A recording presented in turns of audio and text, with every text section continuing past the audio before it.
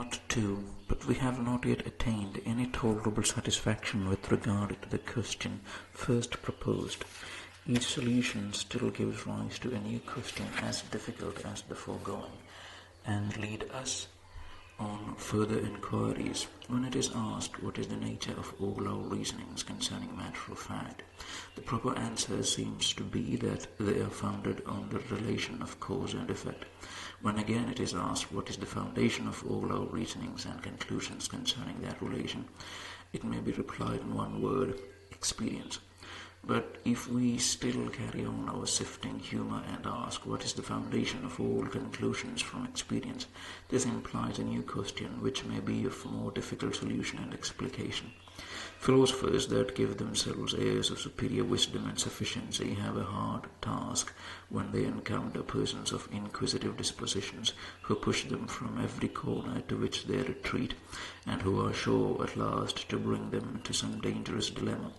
The best expedient to prevent this confusion is to be modest in our pretensions, and even to discover the difficulty ourselves before it is objected to us.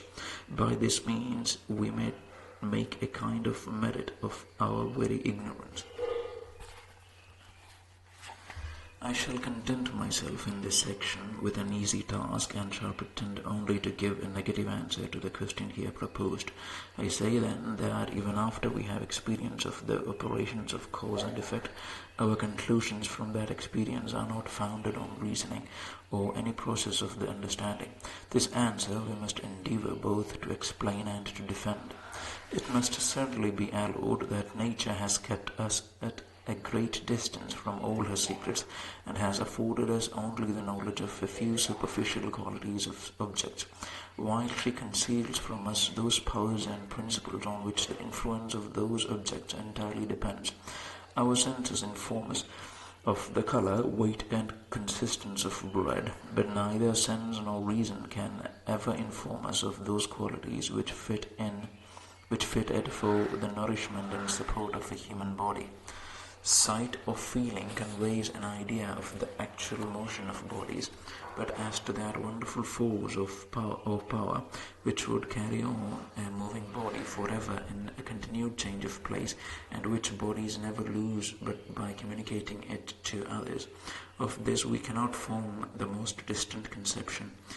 But notwithstanding this ignorance of natural powers and principles, we always presume, when we see like sensible qualities, that they have like secret powers, and expect that effects similar to those which we have experienced will follow from them. If a body of like colour and consistence with that bread which we have formerly eat be presented to us, we make no scruple of repeating the experiment, and foresee with certainty like nourishment and support. Now this is a process of the mind or thought, of which I would willingly know the foundation. It is allowed on all hands that there is no known connection between the sensible qualities and the secret powers, and consequently that the mind is not led to form such a conclusion concerning their constant and regular conjunction by anything which it knows of their nature. As to past experience, it can be allowed to give direct and certain information of those precise objects only, and that precise period of time which fell under its cognizance. But why this experience should be extended to future times, and to other objects which, for aught we know, may be only in appearance similar, this is the main question on which I would insist. The bread which I formerly eat nourished me, that is, a body of such sensible qualities was, that time, endued with such secret powers. But does it follow that other bread must also nourish me at another time, and that like sensible qualities must always be attended with like secret powers? The consequence seems nowise necessary. At least it must be acknowledged that there is here a consequence drawn by the mind, that there is a certain step taken, a process of thought, and an inference which wants to be explained. These two propositions are far from being the same. I have found that such an object has always been attended with such an effort, and I foresee that other objects which are in appearance similar will be attended with similar effects. I shall allow, if you please, that the one proposition may justly be inferred from the other. I know, in fact, that it always is preferred. But if you insist that the inference is made by a chain of reasoning, I desire you to produce that reasoning. The connection between these propositions is not intuitive. There is required a medium which may enable the mind to draw such an inference, if indeed it be drawn by reasoning and argument. What that medium is, I must confess, passes my comprehension, and it is incumbent on those to produce it, who assert that it really exists and is the origin of all our conclusions concerning matter of fact. This negative argument must certainly, in process of time, become altogether convincing, if many penetrating and able philosophers shall turn their enquiries this way, and no one be ever able to discover any connecting proposition or intermediate step which supports the understanding in this conclusion. But as the question is yet new, every reader may not trust so far to his own penetration as to conclude, because an argument escapes his enquiry, that therefore it does not really exist. For this reason it may be requisite to venture upon a more difficult task, and, enumerating all the branches of human knowledge, endeavour to show that none of them can afford such an argument. All reasonings may be divided into two kinds, namely demonstrative reasoning, or that concerning relations of ideas, and moral reasoning, or that concerning matter of fact and existence. That there are no demonstrative arguments in the case seems evident, since it implies no contradiction that the course of nature may change, and that an object seemingly like those which we have experienced may be attended with different or contrary effects. May I not clearly and distinctly conceive that a body falling from the clouds, and which in all other respects resembles snow, has yet the taste of salt or feeling of fire? Is there any more intelligible proposition than to affirm that all the trees will flourish in December and January, and decay in May and June? Now, whatever is intelligible and can be distinctly conceived implies no contradiction, and can never be proved false by any demonstrative argument or abstract reasoning a priori. If we be, therefore, engaged by arguments to put trust in past experience and make it the standard of our future judgment, these arguments must be probable only, or such as regard matter of fact and real existence, according to the division above mentioned. But that there is no argument of this kind must appear if our application of that species of reasoning be admitted as solid and satisfactory. We have said that all arguments concerning existence are found on the relation of cause and effect, that our knowledge of that relation is derived entirely from experience, and that all our experimental conclusions proceed upon the supposition that the future will be conformable to the past. To endeavour, therefore, the proof of this last supposition by probable arguments, or arguments regarding existence, must be evidently going in a circle and taking that for granted, which is the very point in question. In reality, all arguments from experience are founded on the similarity which we discover among natural objects, and by which we are induced to expect effects similar to those which we have found to follow from such objects.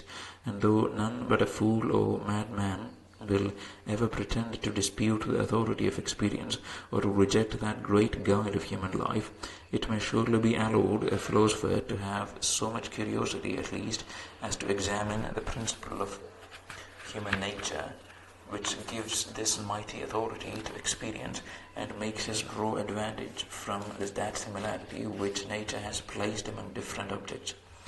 From causes which appear similar, we expect similar effects. This is the sum of all our experimental conclusions. Now it seems evident that if this conclusion were formed by reason, it would be as perfect at first, and upon one instance as after ever so long a course of experience.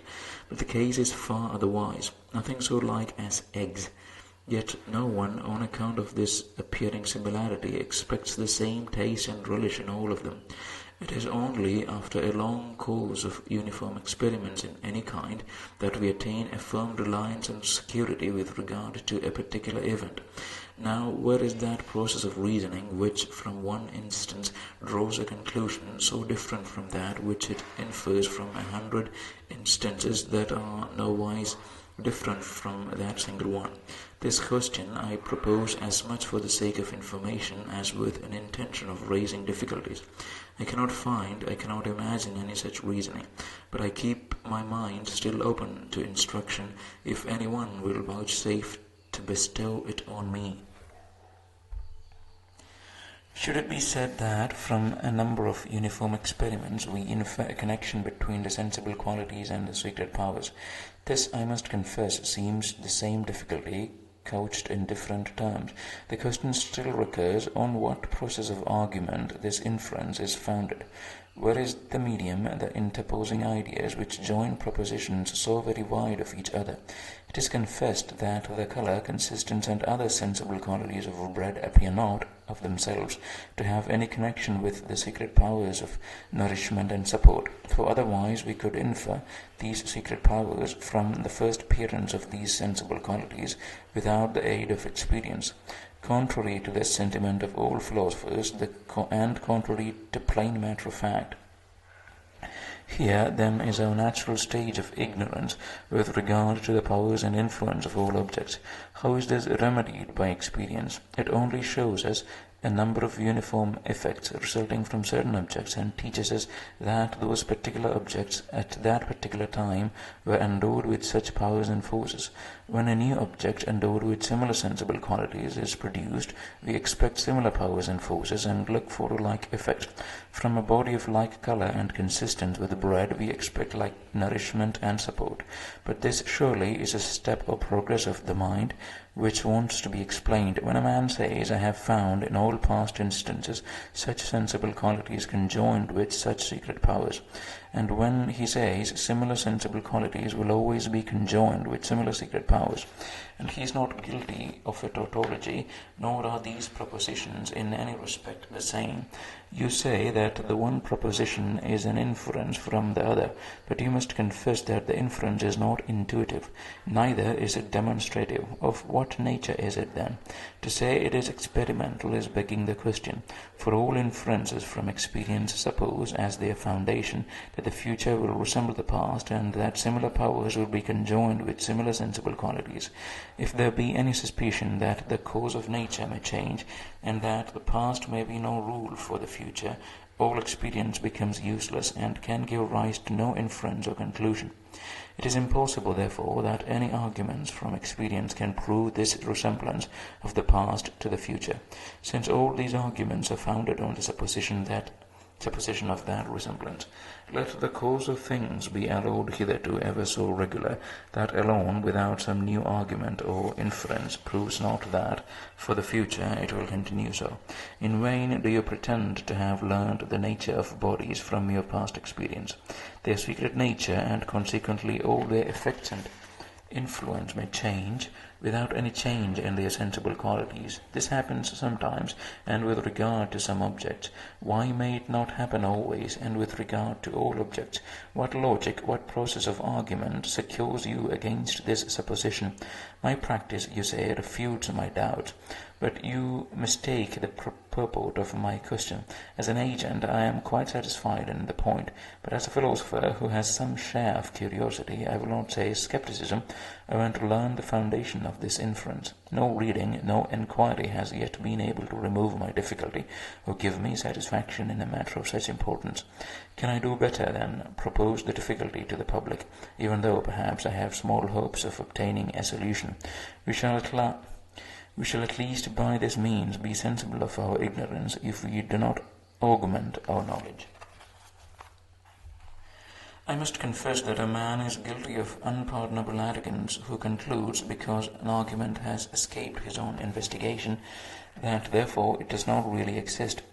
I must also confess that, though all that learned for several ages should have employed themselves in fruitless search upon any subject, it may still perhaps be rash to conclude positively that the subject must, therefore, pass all human comprehension.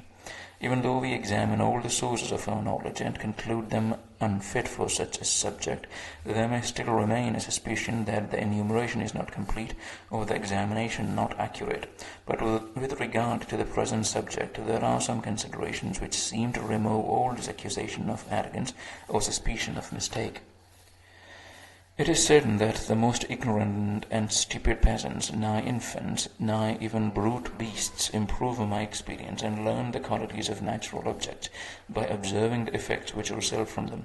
When a child has felt the sensation of pain from touching the flame of a candle, he will be careful not to put his hand near any candle, but will expect a similar effect from a cause which is similar in its sensible qualities and appearance.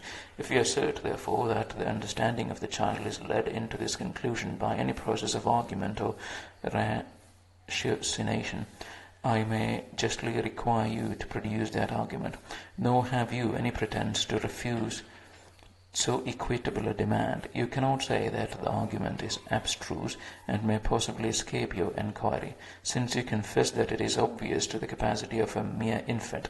If you hesitate, therefore, a moment, or if, after reflection, you produce any intricate or profound argument, you, in a manner, give up the question and confess that it is not reasoning which engages us to suppose the past resembling the future, and to expect similar effects from causes which are to appearance similar.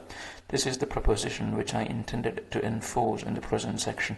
If I be right, I pretend not to have made any mighty discovery, and if I be wrong, I must acknowledge myself to be indeed a very backward scholar, since I cannot now discover an argument which, it seems, was perfectly familiar to me long before I was out of my cradle.